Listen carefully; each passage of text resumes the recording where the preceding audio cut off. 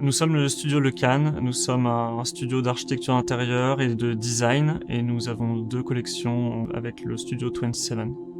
Tout peut nous inspirer, nous sommes vraiment très curieux et très intéressés par le design et l'architecture.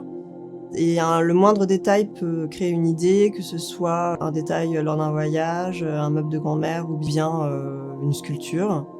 Notre processus de création, c'est avant tout un dialogue entre Raphaël et moi et un dialogue entre nous et nos artisans. Et également un dialogue entre les différents médiums qu'on va utiliser, que ce soit le dessin, l'ordinateur ou dans nos ateliers.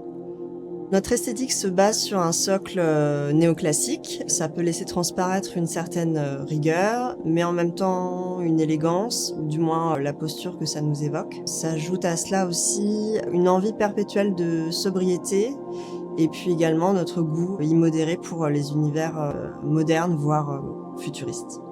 Je dirais que nous ne sommes pas focalisés sur l'intemporalité lors de notre processus créatif, mais nous cherchons plutôt à faire des créations à notre goût et à notre image, et être toujours dans cette recherche de lisibilité et de sobriété. Et je pense que si par intemporel on entend quelque chose qui fuit un peu la mode, alors en effet c'est quelque chose qu'on garde à l'esprit lors de nos créations.